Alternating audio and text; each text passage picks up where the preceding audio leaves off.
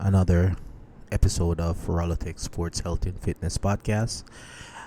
Today is April 26, 2024. I have the the privilege of recording this in Calgary, Alberta, due to some medical emergency in the family. We have been here for the last 8 days. So, just giving you some context to why I'm down here in Calgary. I have been tasked with the last 8 days to kind of, be here while I have to be around my spouse during this emergency and take care of things on the support end and just make sure that my wife is healthy. And thanks be to the Most High God, we were blessed with our son coming in early. So that is why I'm recording this from Calgary, Alberta. I must say, in the last 8 days, it has deepened me in faith. Like, one of the reasons why I always believe that no matter what, you should have faith and, go through prayer and make sure that you ask this is my belief, but you ask God up above for what steps you should take, guide you in, your darkest time, because honestly, it's been our darkest time, and we've just been blessed with a premature baby to give insight to what the medical emergency is. And we've just been by his side each and every day and supporting both mom and supporting baby in any way possible, no matter what. So our first initial, this is gonna be about sports, I promise, but our first initial thought was, we had last Wednesday off, which was the 17th of April, and we were like, oh yeah, we're gonna take the kids to the pool there on spring break and go from there, and probably find an open court because the weather is nicer, you can go outside and play ball. Well, to our surprise, that didn't happen. We got to our checkup, and the checkup escalated. Within minutes of our checkup, we're getting told that we have to drive an hour south to a different medical facility, which was a shocker. I was blown away because I was like, I thought we were just coming in here for a checkup, and then we had our clothes packed and everything to take the kids to the pool. Well, that didn't happen. So I got to the point where I'm like, okay, we have to pivot, we have to make changes and make sure that we do what we need to do to get everything sorted out. It was probably around midnight I realized that we've been going full tilt since 8 a.m. and now that we're down here, we have to adjust, pivot, and figure out what the next couple of days are going to be. It's still day by day, to say the least, but thankfully we're progressing more and more to better days, with just praying and asking God for guidance on what we need to do. It was so out of it the following day after that, which was Thursday. I had to reach out to my work, let them know that I won't make it in due to the circumstances, and I would love for take a sick day and just try to figure stuff out day by day, because as I said, nothing was clear. It was all day by day circumstances, what we have to do and what we have to plan for, because at that point there's no baby as yet. When we got to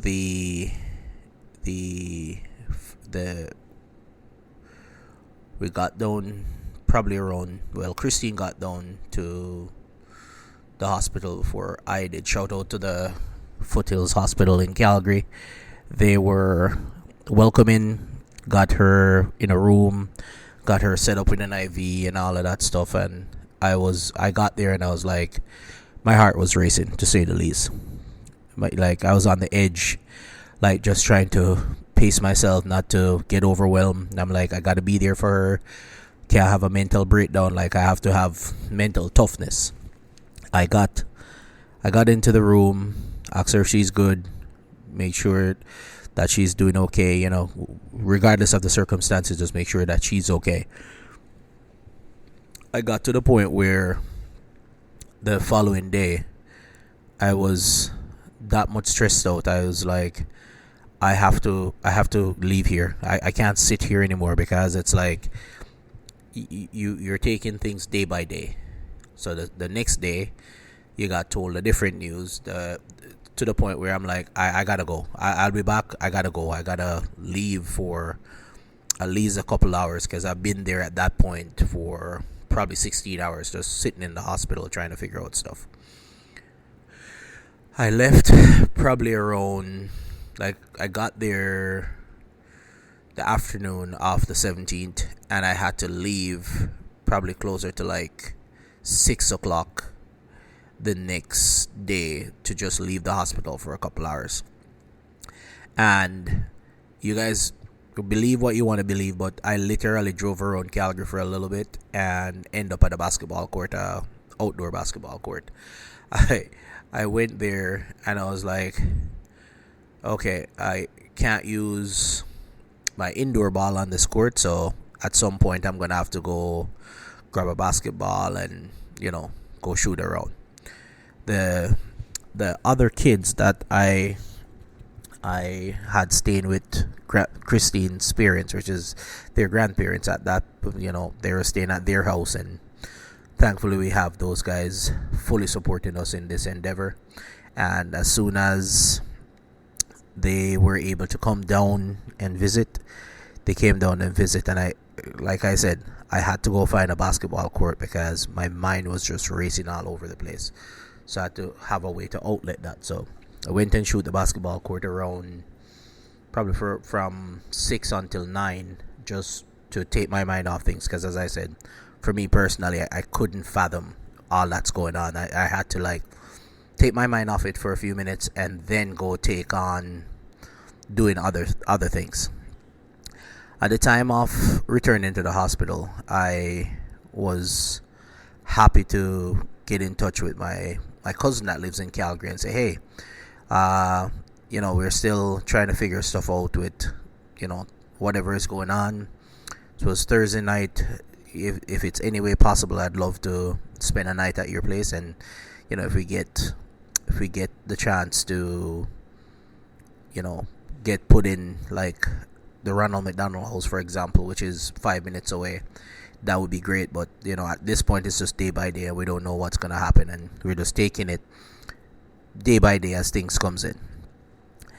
My cousin was more than welcoming to let me stay at his place until we hear anything further from like the Ronald McDonald House or what we can do in this time. And I'm happy to say that just being at my cousin's house, only 15 minutes away from the hospital, it was like a huge burden on my shoulder. So I was able to sleep, drive back to the hospital, just the back and forth, and it was so helpful because it was within, I'll tell you this, if I had to walk from my cousin's house to the hospital, it is doable. It's a 15-minute drive. It'd probably be about a 2-hour walk, but I'll definitely make that walk if I have to. So needless to say, I appreciate him hosting me for the last 6 days, but there is no word to explain how much that appreciation and gratitude towards being able to stay in Calgary instead of driving an hour and probably 40 minutes back to the house. Then I would have to drive back to come see my wife and the baby. That was a lot. That would be a lot on anybody. So at this point, I was like, all right, you know what? I have somewhere to stay. I can tough it out. If I even have to sleep on the ground, I'll sleep on the ground. But as I said, my cousin was more than welcoming to let me stay at his place until we can figure out if we're gonna stay at a hotel or stay at the Ronald McDonald House for however long we need to be here. I got to Friday where my spouse was getting told that, today might be the day for surgery. So, prep yourself for going into surgery ASAP. Like, you're going into surgery like the first thing in the morning. So I got a couple hours at my cousin, rushed back down to the hospital. As I said, things are changing rapidly, so we had to wait for the doctor, hear what the doctor says. See, I've lost count how many specialists we've seen, but it was that much of a, you have to do this, you have to do that, until we tell you something different, because it's always changing. And with limited capacity of what they're doing, you have to understand that these guys are busy. I got to the point where I'm like, all right, you know what? We're going to be here for a while. All I have to do is to make sure that my mental stays in check. I saw the kids on Friday. Actually saw the kids Saturday. And then Sunday they came back. Or no, I saw them Friday and then Sunday they came back. But on Friday I was like, all right, we're going to be here for the long haul. When I tell you that, I reach out to all my siblings in the States. My mom is actually here in Canada, and we start praying. I was sitting close to my wife and I was just praying like, please Lord, give her a safe delivery, give her everything that she needs, because our son is coming today. Whether we like it or not, that's what's going to happen, and that's the safest thing to happen right now. So we had to give everything that we got, and go deeper in your faith at that point, just to make sure that everything is good and we're not reaching the point where we're worried that something bad is going to happen. So at this point, I'm telling you, man, there's a lot of people praying for us, even whether we know it or not. There's a lot of people that was praying for us. But it got to the point where on the Friday when baby arrived, our full basketball team has arrived. It was probably at 3:00 in the afternoon at that point, just to put some context there. And I was like, okay, this part is done. Let's see what we can do to make sure that, I put it this way, you ever in a situation where you feel helpless? Obviously I don't have the skill set to do any of the things that the doctors were doing, and they were amazing. They were very transparent and talked to me the whole time. But it got to the point where you're just sweating bullets, wondering what's going on, trying to figure out if, okay, what do I need to do at this point? And my heart is racing, my mind is flooded, like so many thoughts are coming in. But I got to the point where I'm like, you know what? I prayed, I put it all in God's hand, and this is what we're doing. To the point where I'm like, it feels like I'm in a game 7, just trying to figure out what moves to make. But that's literally what it feels like. When I tell people that ball is literally life, you have to think about everything that you're doing in the game in real time. That's what it felt like. Like I was in a game 7, down to the wire. You have to figure out what you got to do for the next move, or else. So, like I said, I was there. I was focusing on mom and baby. Like that day and days followed, I probably put, I would say, about 7 or 8 kilometers in that hospital just walking. I stopped taking the elevator at that point. I started walking up and down the stairs. I did 5 flights of stairs from Thursday, Friday, Saturday, Sunday, Monday, Tuesday, and Wednesday, and Thursday, and probably gonna do it today. I have not taken the elevator unless I'm going to like some specialist that needs to see Christine. I'll take the elevator that way. But if I have to run out to my car to grab something, if I have to go get supper for her, I take the stairs. And I'll be huffing and puffing because I'm not just walking casually up the stairs. I'm booking it up the stairs. So, needless to say, still trying to get my cardio, because at this point you don't want to lock in anything that you need to get per day. You have to put in that work. So I got to probably this would be day 5 being there, And that day, the grandparents, which is my wife, mom, and dad, Mike and Anna, brought the kids down to come see us because they had an appointment in Calgary. So it's a win-win. So I was like, great, they're gonna come down and we're gonna just have to hang out with the kids for as much as we can. Second day seeing the kids after 5 days was like, you know what, let's go see mommy. We can't go see baby yet, but let's go see mommy. And guess what, we're gonna go to Calgary like we live here. So that very same day, I told the kids, grab a sweater because it was still kind of chilly out there. And that same basketball court that put my mind at ease, the first day I was there in Calgary, I drove. The second day I was in Calgary, I drove myself and my 4 kids down to the court. And thankfully there was a skate park there. They're like, Daddy, can we go on the skate park? Daddy, can we do this? Daddy, can we do that? I'm like, of course you can. Most definitely you can. So we hit up that court first, and within the first hour, they're like, where else can we go? I'm like, I got a surprise for you guys. So there's a nice basketball court. I call it like a street ball court in Calgary. I think it's 9th Street, 4th Avenue, if I'm not mistaken. It's close to the Saddle Dome. Like, it's probably about 2 blocks away from the Calgary Saddle Dome.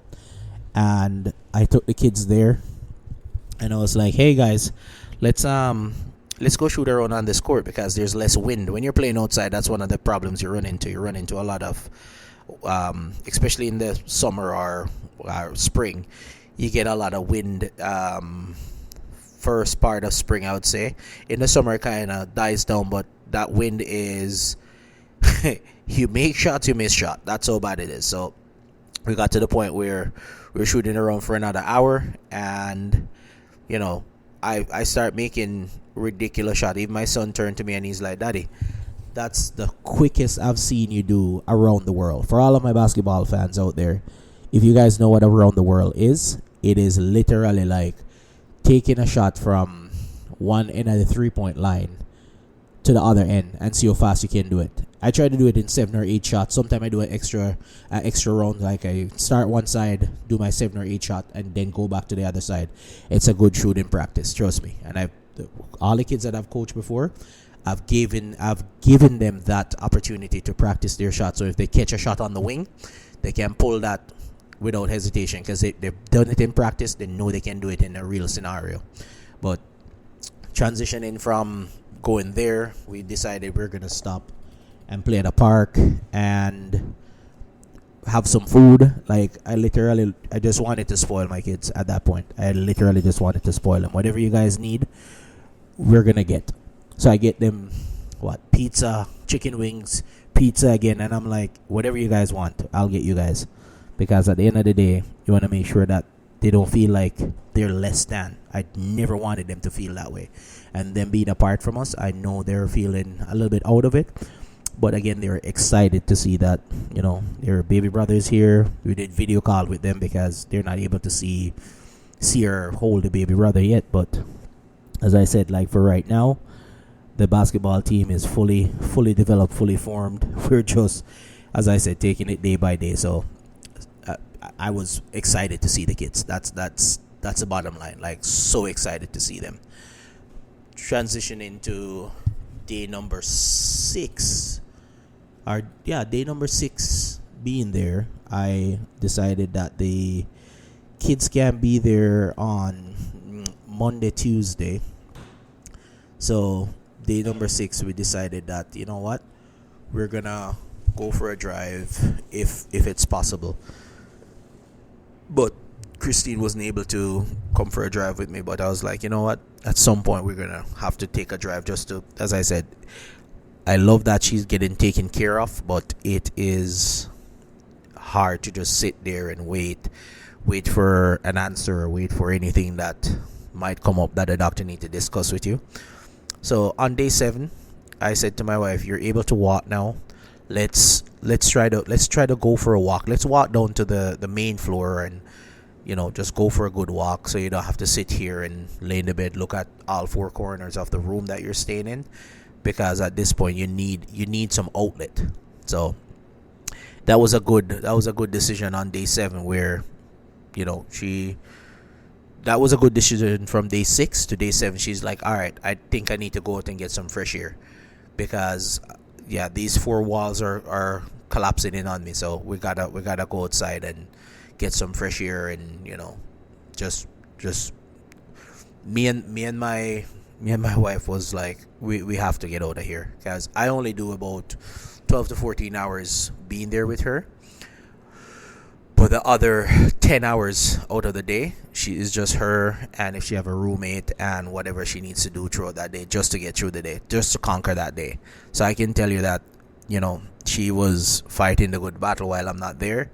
But it's like a tap in, tap out thing. Like, if I get there, whatever she wants, we go get it. We go downstairs, we go for a good walk, go for ice cream, whatever we need to do, we go do it. Because at the end of the day, now that baby is here, the main priority is for my spouse to feel as if she's able to cope with all that's going on, because it's a lot. We've never experienced this in 16-year marriage. We've never experienced this at all.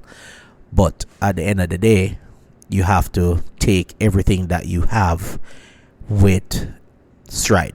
So if it's disappointment, if it's whatever you're facing, you got to take it with stride. And I've grown. I've seen how much having faith and going into the scripture helps. My pastor actually have been in good communication with me. A couple of my members from the church have been in I have some good friends out there. I can say this. I have some real friends that check up on me, make sure that I'm doing good, I'm doing okay, and keep in contact. And I know as soon as I get back to home base, I'm probably gonna have a barrage of people coming in to come see and meet new baby and all of that stuff. So I really appreciate everything that everybody has done, and just keep praying for us and hoping that everything works out. So you have to have an attitude of gratitude for stuff like that. So I really appreciate that they were able to do everything that they've been doing. One of her good friends, where this is how for me anyways, this is how I value how much people will sow into you. One of her good friends that have been around for the last 8 going on 9 years, and we've met through mutual people, and they are one of the most supportive people we can find on this planet, like good-hearted people, and made it possible for us to be here, and kids are able to go over to their house when grandma has stuff to do or so on, and just take care of the kids while we're out of town, because really and truly we're away and out of town from the normal routine that we have. So I gotta give credit where credit is due. Bobby and Darren, you guys are the real ones, and I really appreciate everything that you guys have done for us. And there's no word that can explain all that these guys are doing in the background, but I can tell you this: these guys have spread the word that we're in need of help. If you guys can help us out any way possible, and there is like a tsunami of help coming our way. A couple of my homeboys that I play ball with, I reach out to them. I said, hey, don't think that you have to support us financially, even to just share the word to say that we are in need of help, because no man is an army, no man stands alone. You should use your village to support you when you're in need. Use your village to make them know that, hey, I need some help. I don't want to really put burden on anybody, but I really need some help. And I can tell you this: a couple of my homeboys that I play basketball with, shout out to the Filipino community. You guys are awesome. Shout out to the Innisfail community, the Innisfail Alliance Church. You guys are awesome. I cannot ask for better people out there. I have siblings that have been praying nonstop for me. Like this is how I think that God shows favor and show you that you need to have faith. Even when you think that you're doing stuff alone, no. People are always trying to help you in whatever way you can. You might not see it at the beginning of things, but guess what? God got you, and you just have to have faith that he's gonna take care of things. So I can say this, like any good team, if you have a good point guard that can see the plays before it happens, that's what you need. You need that to run a team. And if you have other people that are sewing into you, even when you don't think they are, you can't ask for anything better. I'm telling you, like, at this point, I don't know how we got to where we are right now, but by the grace of God, nothing more, nothing less.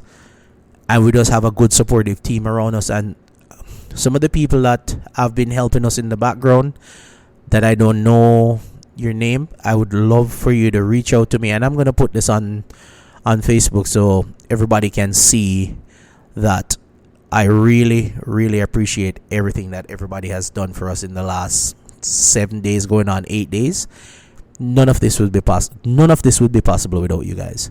And just know that, like that, it sounds cliche, but that old saying where it says it takes a village to raise a child, it's really taken like a whole support system of, people from outside of the country supporting us, praying for us, even a simple prayer, even whisper a prayer for us in your daily devotion really helps. So anything that anybody can do to just lift us up in this time, that's what we need. It was so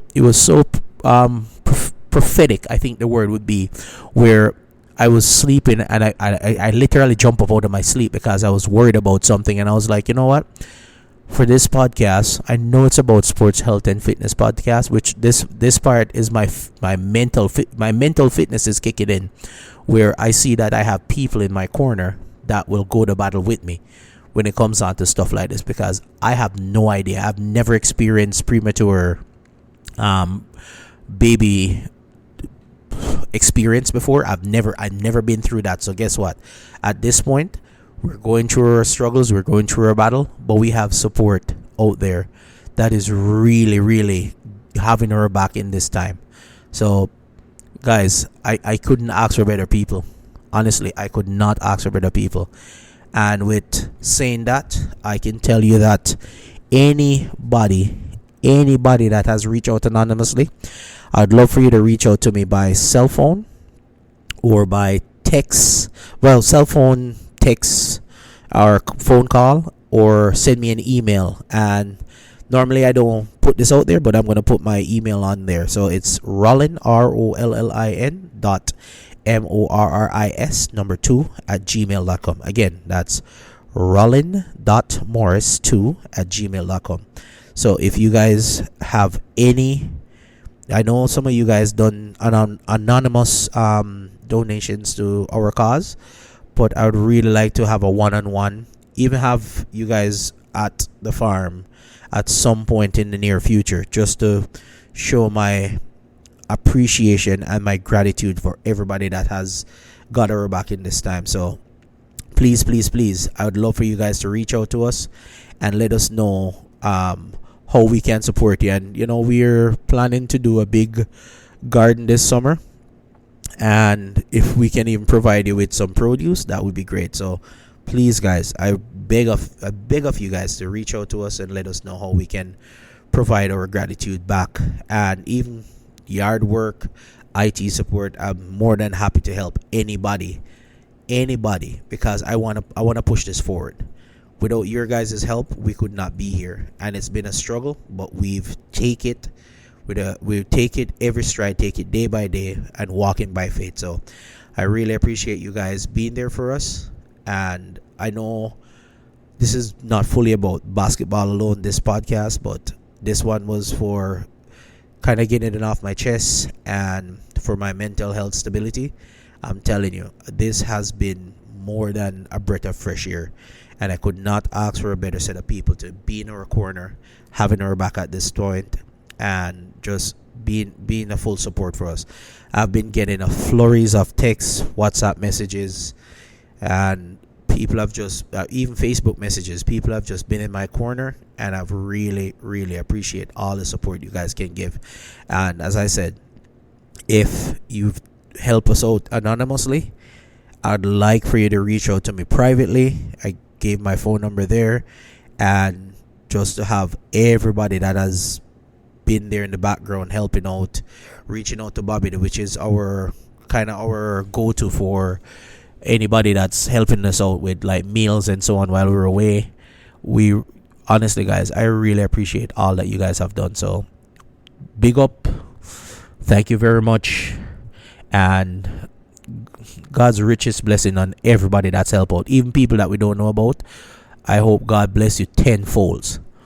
And please, please, please, I'd love for you guys to reach out to me privately. If you don't need your name to be on here, I'd love to still give you a shout out without saying your name. So again, thank you guys. Pray for us in this time. And we're still not out the woods yet, but we're still taking it day by day. And, making sure that our little man is taking on everything and just surprising the doctors day in, day out. So thank you very much, guys. Have a great, blessed Friday. And I'll see you in the next one. Rallo out.